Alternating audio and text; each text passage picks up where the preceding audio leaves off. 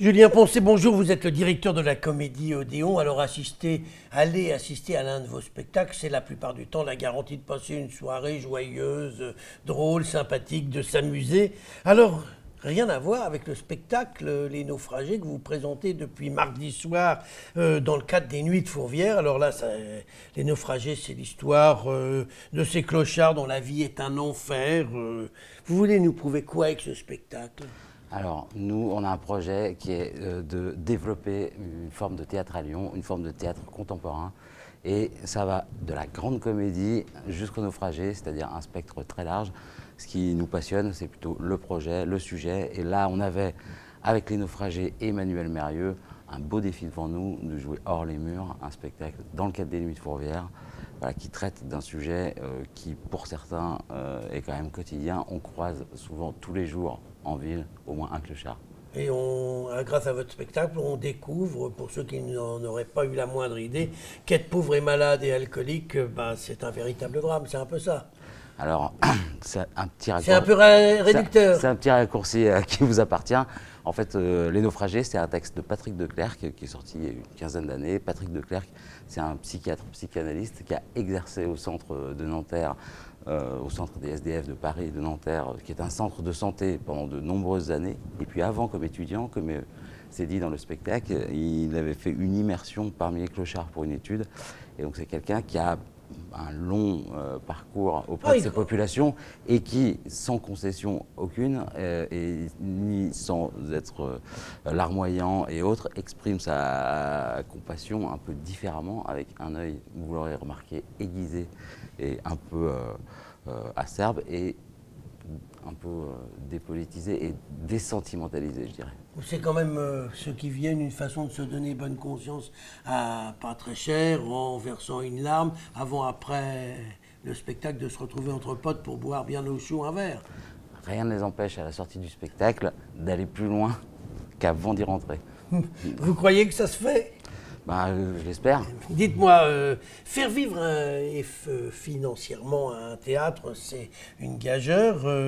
Est-ce que vous pouvez dire qui a financé ce spectacle dans le cadre des Nuits de Fourvière ? Alors, c'est assez simple. Le spectacle que vous avez vu hier soir, dans la Halle de Bourg, est produit dans un lieu qui appartient à la métropole. C'est un lieu auquel nous avons eu accès pour une somme relativement modique. Zéro, j'imagine. Ouais, une toute petite location, un tout petit. Non, mais enfin, voilà. la location, Oui, c'est voilà, zéro. Voilà. Bon. C'est coproduit par la compagnie d'Emmanuel Mérieux, Bloc Opératoire et la Comédie Odéon. Ensemble, nous avons financé la partie artistique, c'est-à-dire que c'est de la débrouille. Quand je dis de la débrouille, c'est que le bateau, le beau bateau que vous avez vu, on nous l'a donné. Le sable, c'est un ami d'enfance qui travaille dans les travaux publics qui nous l'a amené. Et on a eu des aides substantielles. On a eu une aide de la région Auvergne-Rhône-Alpes. Les Nuits de Fourvière ont mis aussi leur participation à notre production. Et de multiples coups de main, comme l'entreprise FaMusique, qui est partenaire technique du spectacle. J'étais à votre spectacle à côté d'une comédienne et elle a été choquée d'entendre dire que c'était un spectacle à petits moyens. Pour la plupart des comédiens, les petits moyens, c'est une table et deux chaises. Quand vous avez, même si on vous l'a donné un bateau, un voilier échoué sur une plage que vous avez reconstitué, même si vous avez eu des avantages, ça représente quand même d'importants moyens financiers parce qu'il faut l'amener le bateau.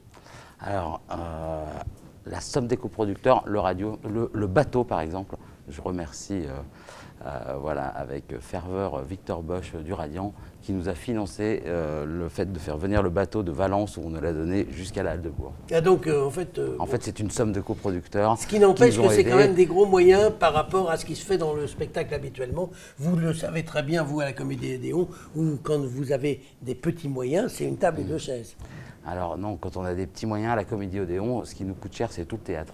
Voilà. Et là, en fait, ce que coûte tout le théâtre, on l'a mis dans le spectacle. Mais réellement, et je tiens à insister là-dessus, on a fait ce spectacle avec de petits moyens, avec pas plus de moyens qu'un spectacle qu'on crée à la Comédie Odéon. Avant de nous quitter, Julien Poncet, un petit mot quand même sur la Comédie Odéon. La prochaine saison, les grands rendez-vous, 2, 3. Les grands rendez-vous, un spectacle que vous avez beaucoup aimé, qui était passé furtivement, qui s'appelle Le Porteur d'Histoire, qui sera mis en scène par Alexis Michali. Et qui était effectivement un très joli spectacle, parfaitement joué et une très jolie histoire. Voilà, avec un cast lyonnais, Une vie sur mesure, qui est un spectacle qui cartonne en ce moment au Tristan Bernard à Paris, qui est l'histoire, un peu la rencontre de Billy Elliot et de Forrest Gump autour de la batterie.